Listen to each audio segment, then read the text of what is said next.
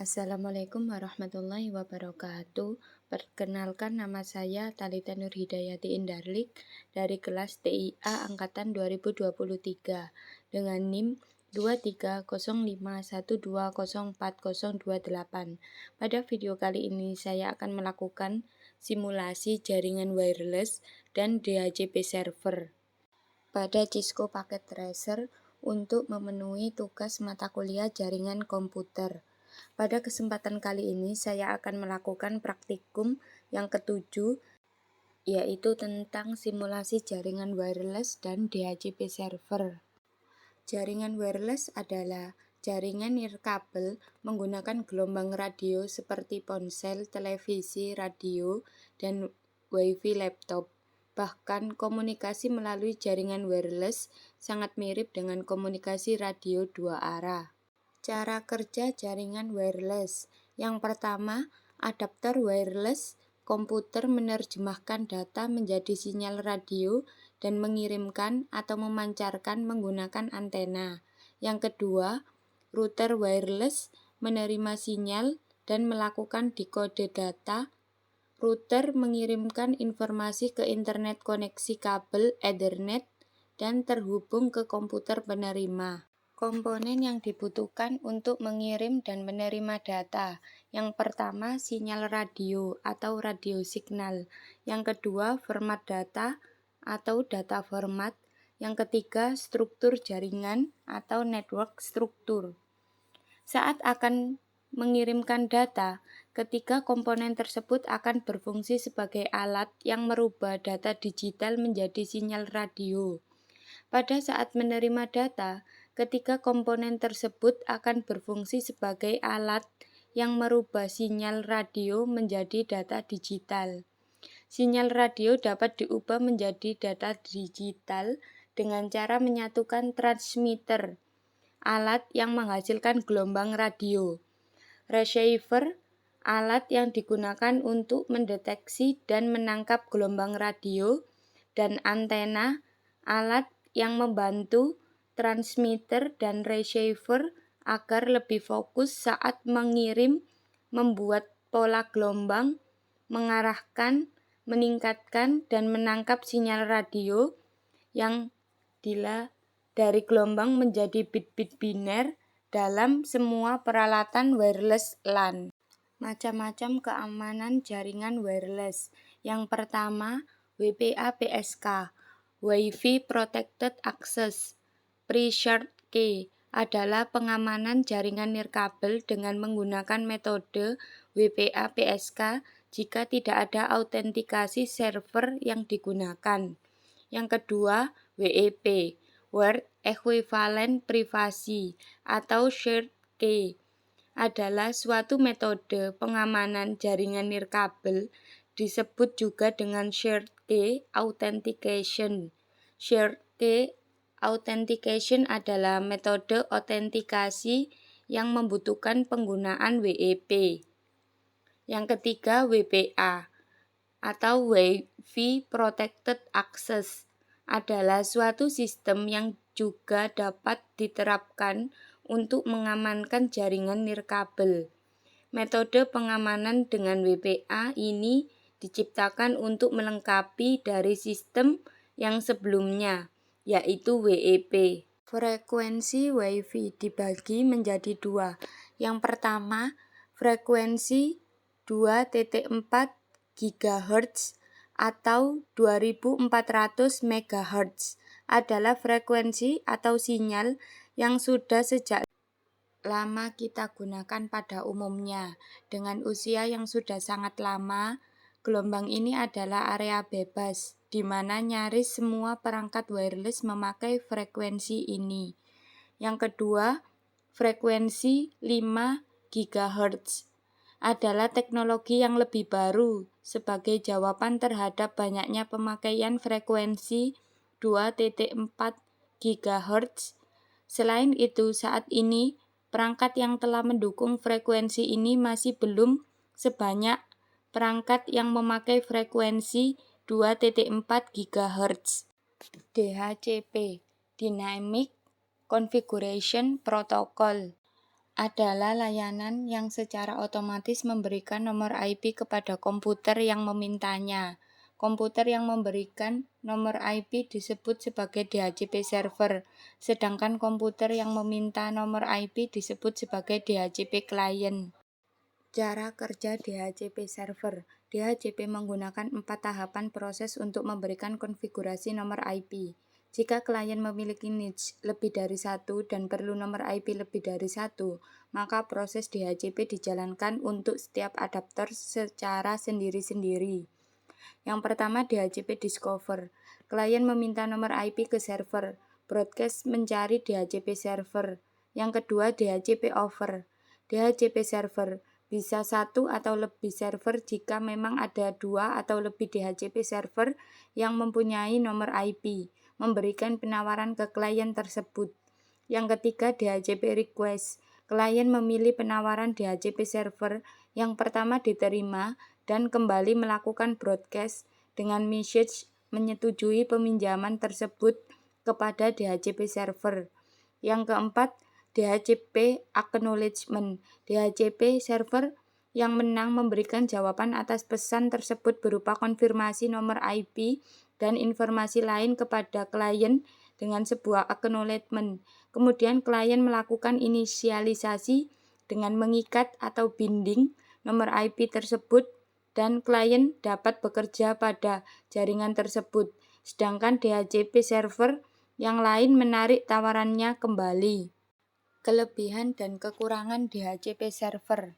Kelebihan DHCP server. Yang pertama, memudahkan dalam mentransfer data kepada PC klien lain atau PC server. Yang kedua, DHCP menyediakan alamat-alamat IP secara dinamik dan konfigurasi lain. DHCP ini didesain untuk melayani network yang besar dan konfigurasi TCP/IP yang kompleks.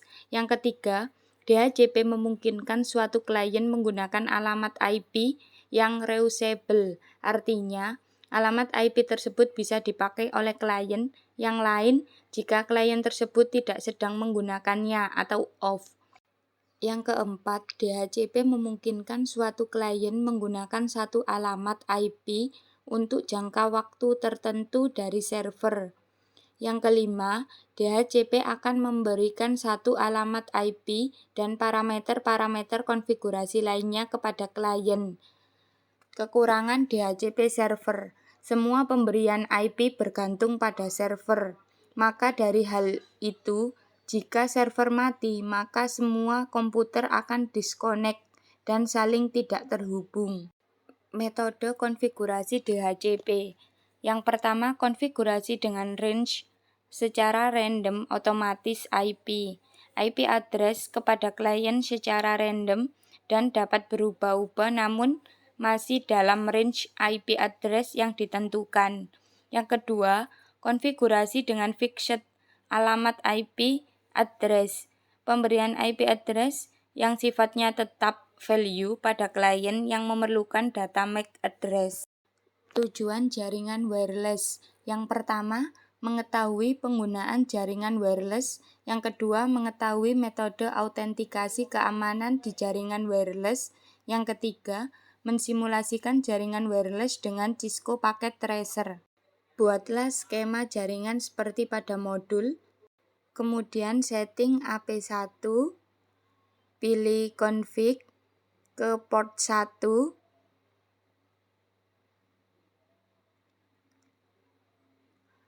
dengan SSID AP1, metode autentikasinya WPA2 PSK dengan password 123456778. Jangan lupa port statusnya kita on-kan. Lalu kita exit. Kemudian kita setting AP2, pilih config ke port 1 dengan SSID AP2 authentication-nya disable.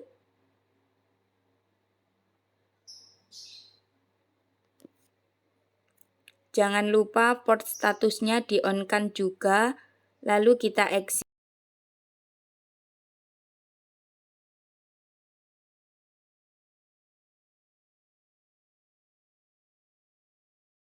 Kemudian kita ke laptop, setting laptop, pilih config, ke wireless 0, dengan SSID AP1, authentication-nya WPA2PSK dengan password 123456788.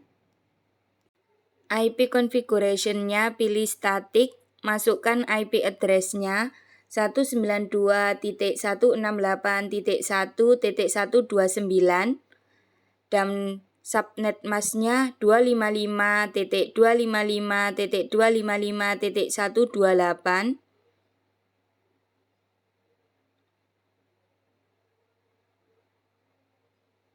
Lalu kita exit. Jadi nanti laptop akan tersambung dengan AP1. Kemudian kita ke smartphone, setting smartphone, pilih config,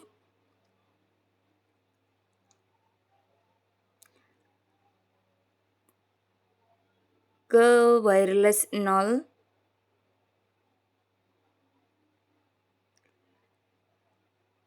dengan SSID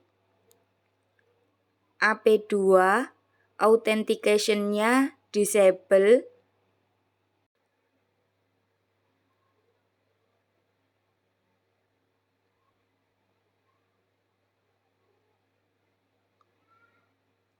IP configuration-nya pilih static, masukkan IP address-nya 192.168.1.130, kemudian subnet mask-nya 255.255.255.128.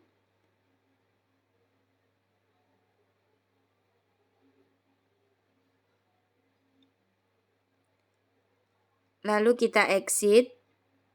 Kemudian untuk mengetes bahwa laptop sudah terkoneksi dengan smartphone, silahkan jalankan perintah ping dari laptop ke smartphone. Buka laptop, pilih desktop, ke command prompt, ketikkan ping 192.168.1.130, lalu enter, maka akan berhasil. Lalu kita exit. Kemudian yang kedua, DHCP server. Tujuan dari DHCP server yang pertama memahami fungsi DHCP server dan klien. Yang kedua, mensimulasikan DHCP server dan klien dengan Cisco Packet Tracer. Kemudian yang kedua, saya akan melakukan skenario percobaan mengenai DHCP server. Buatlah skema jaringan seperti pada modul.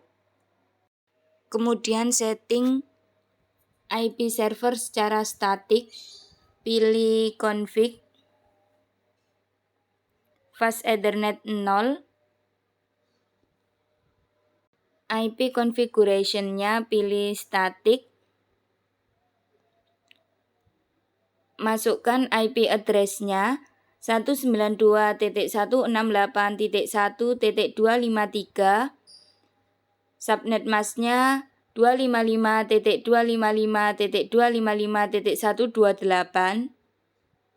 Jangan lupa port statusnya di-on-kan.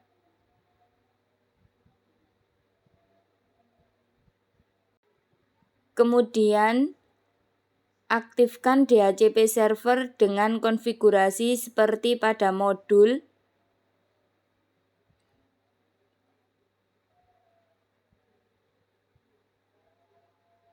Ke services, pilih DHCP. Jangan lupa di-on-kan dulu. Kemudian default gateway-nya 192.168.1.254 dan DNS servernya 33.33.33.1. Kemudian start IP address-nya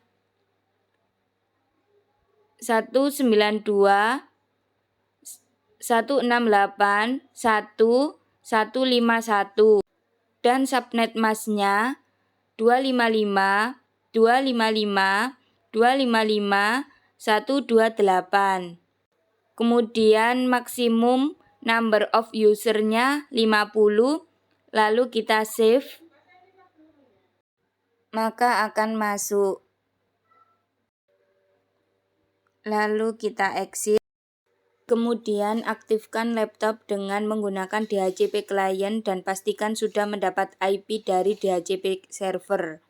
Kita ke laptop, pilih desktop, ke IP configuration, pilih DHCP-nya, maka akan muncul DHCP request successful. Artinya DHCP ini sudah berhasil. Lalu kita exit. Kemudian aktifkan juga smartphone dengan menggunakan DHCP client dan pastikan sudah mendapatkan IP dari DHCP server. Kita ke smartphone, pilih desktop, ke IP configuration, pilih DHCP-nya, DHCP request successful. Ini artinya sudah berhasil. Lalu kita exit.